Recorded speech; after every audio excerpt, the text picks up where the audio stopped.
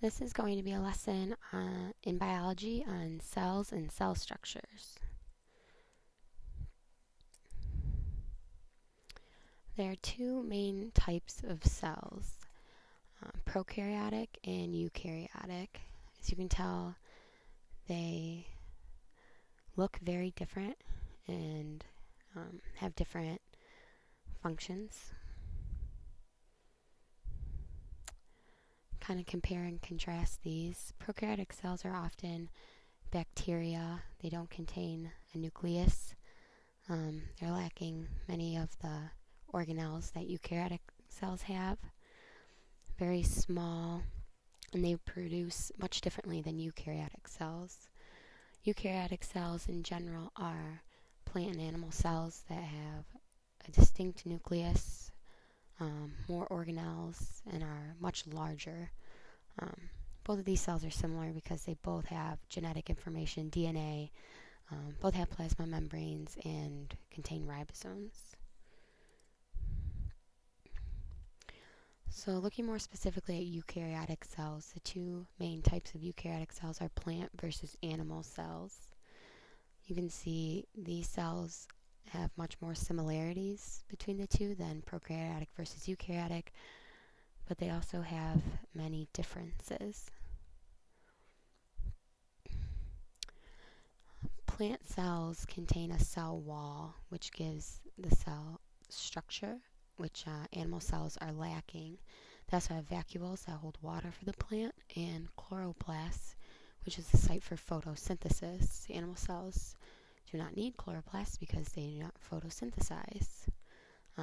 Animal cells have other things like lysosomes and centrioles, which plant cells do not need, but both cells contain nucleus, mitochondria, Golgi apparatus, things like that, which we will take a closer look at.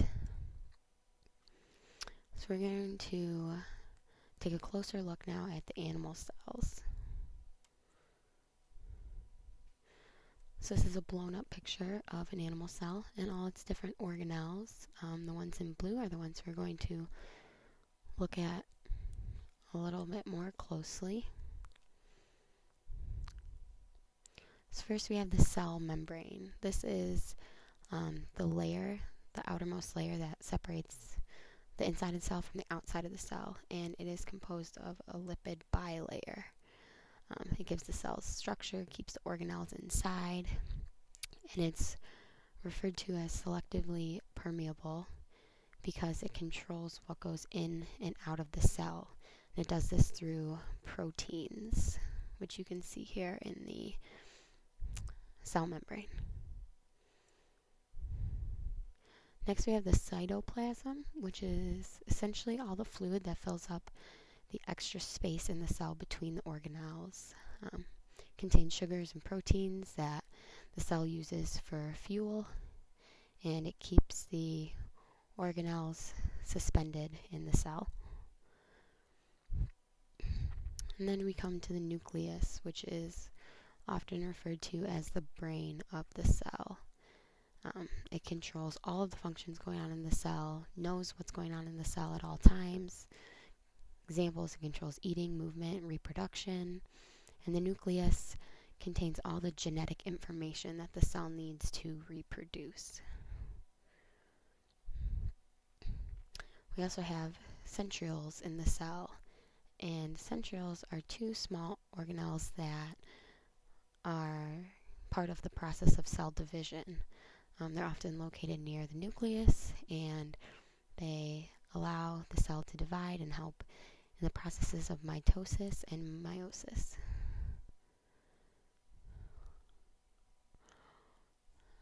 Ribosomes are often referred to as protein builders of the cell. You can find them floating around in the cytoplasm or often attached to the endoplasmic reticulum, or known as the ER. Without ribosomes, the cell could not make proteins, and without proteins, the cell could not function.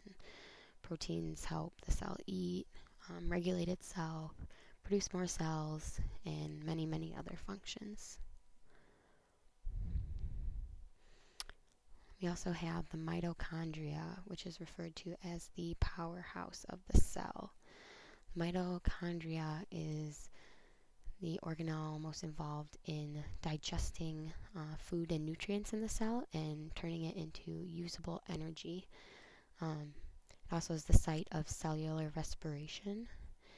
And some fun facts about mitochondria is that it has its own double membrane and was thought to at one time actually be its own cell, self-sustaining, and not inside of another cell.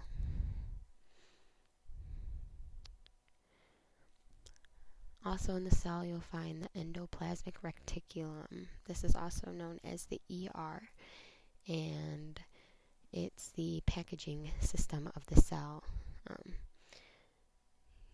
It works with the Golgi complex, which we will get to, and with the ribosomes and DNA to create different membranes.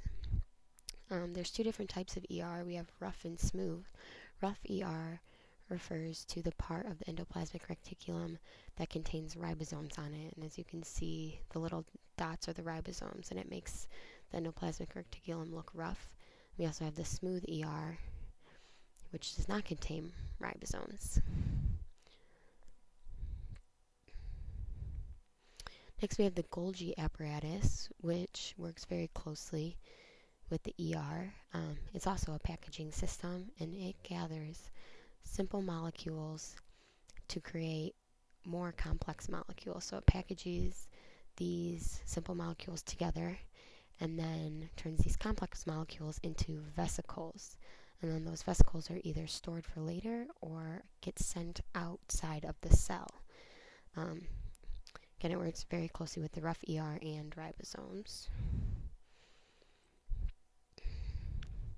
Next, we have lysosomes, and these are little vesicles that contain proteins, and these are made by the Golgi complex, one of the packages that the Golgi complex makes, and its function is to digest food and other molecules that are in the cell, and it does this using proteins, so they can digest food, digest other organelles, and they can even digest other cells that might enter the cell.